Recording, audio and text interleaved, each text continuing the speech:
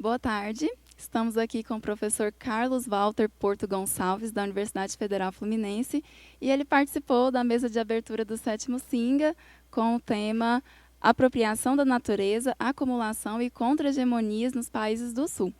Professor, muito obrigado por estar aqui com a gente, e eu gostaria de saber como é estar em um evento com essa temática.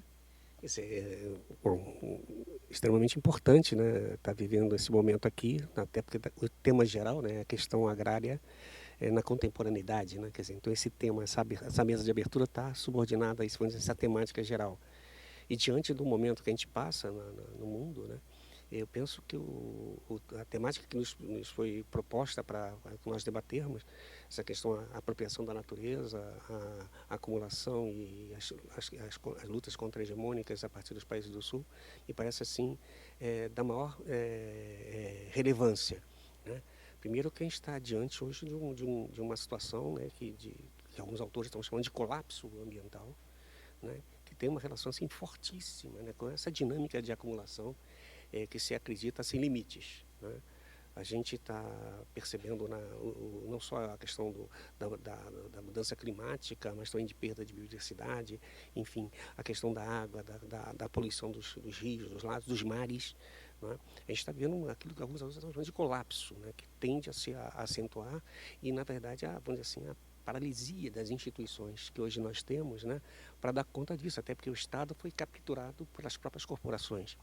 Cada vez parece que os Estados menos têm interesse com as suas próprias nações, com os seus próprios povos, não é? E parece que cada vez mais estão preocupados com a questão fiscal, com a questão da circulação, está mais preocupado com a circulação das coisas do que das pessoas. E a gente está vendo como é que as pessoas estão começando a se deslocar de maneira como refugiados, né? Como a gente está vendo esse mapa na Europa, essa situação na Europa contemporânea.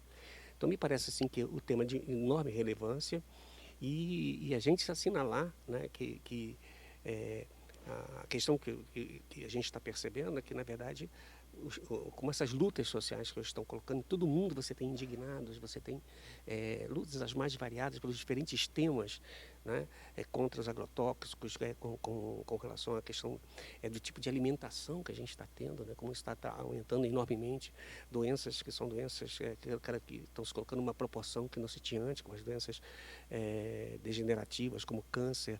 Hoje nós temos uma doença nova que, na verdade, está derivada do nosso tipo de alimentação, que as pessoas agora não são... Parece que a pobreza hoje está relacionada à gordura, as pessoas são obesas, não é? E então a gente está percebendo que a gente tem esse modelo técnico-científico, na verdade, é um modelo técnico-científico que tem se desenvolvido não para satisfazer as necessidades humanas, mas está subordinado a uma lógica de acumulação.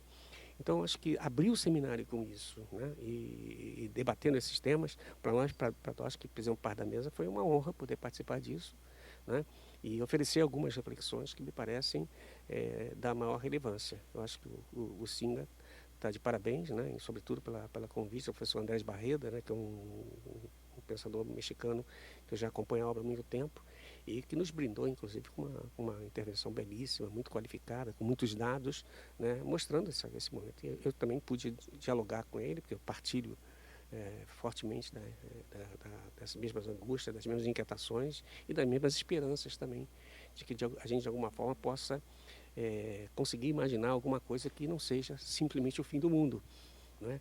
E hoje em dia talvez seja mais fácil imaginar o fim do mundo que o fim do capitalismo, porque como em algum momento a gente acreditou que fosse possível superá-lo, mas o que o capitalismo nos oferece é o fim do mundo. Então a gente está diante de uma luta hoje pela vida, né? E pela vida no seu sentido amplo, né? A vida não se restringe à vida humana. Nós sabemos que a vida humana também depende das outras formas de vida e a gente tem que encontrar uma outra forma de se relacionar com isso que nós chamamos de natureza de uma maneira que não seja tão agressiva e subordinada a uma lógica do ilimitado, porque quando a gente transforma a ideia de riqueza reduzida ao dinheiro, então, portanto, uma dimensão quantitativa, né?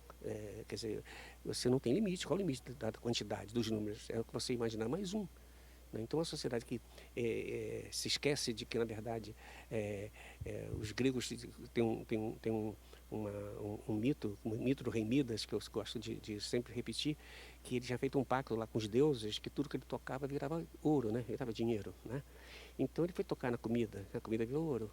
Então ele não conseguia comer o ouro.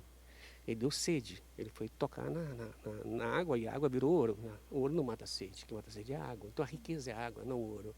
A riqueza é o arroz e o feijão, não é o ouro. E a gente está vendo uma sociedade que parece que inverteu. Transformou a riqueza numa expressão quantitativa e esqueceu que a riqueza são essas coisas que a gente frui da vida.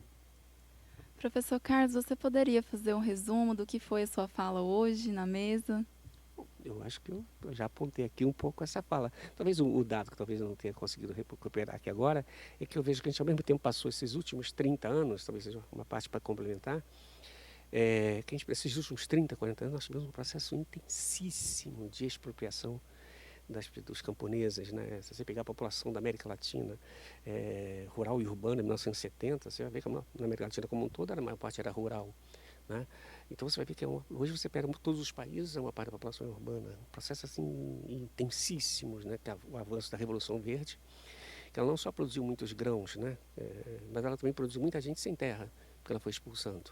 E essas pessoas vieram se alocar nas cidades nas condições as mais difíceis, né? O crescimento das favelas, das periferias urbanas, né? Sem que se oferecesse políticas sociais para poder assimilar essa gente toda. Ainda se tentou nos últimos anos algum tipo de política social em alguns países da América Latina. Mas o que chama a atenção é que esse processo expropriatório, diante dele também houve um processo de resistência disso, né? Quando eles levantam questões como, por exemplo, eu lembro dois movimentos no Equador ou na Bolívia que falaram assim, lançaram assim uma manchete, uma bandeira que dizia assim, luta pela vida, pela dignidade e pelo território. Né? Pela vida, porque é a destruição da vida, da água, da terra, do bosque, enfim, tudo isso está sendo destruído. Então, o movimento saiu da luta pela vida, né? Mas ao mesmo tempo pela dignidade. Esses aqui são povos que, na verdade, foram sempre desqualificados, são povos indígenas, camponeses, quilombolas. E falaram assim, olha, me respeitem como também um grupo social digno. Eu tenho direito a ser como eu sou. Né? Então, mais do que falar assim, a primeira condição para a gente discutir a igualdade é primeiro me respeitar como uma figura digna. E ao mesmo tempo, assim, ao mesmo tempo essa forma que eu tenho de ser, que às vezes é pronta para uma dimensão até cultural distinta, eu não posso viver isso se eu não tenho território, se eu não tenho as condições materiais. Então, com isso, eles politizaram tanto a natureza, a vida, como a cultura, através da ideia de território. E com isso abre um debate de outro tipo. O território não é só o território nacional. Dentro do território nacional tem múltiplos sentidos para estar nesse território nacional. Eu penso que é isso que está aberto o debate hoje. Né? Esses grupos estão oferecendo para o debate teórico-político como assim, uma nova agenda de reflexão e que eu acho que a gente tem muito que se inspirar nisso. Obrigada, professor Carlos. Eu sou Paloma Biasi, do coletivo Magnífica Mundi, na cobertura do Singa 2015.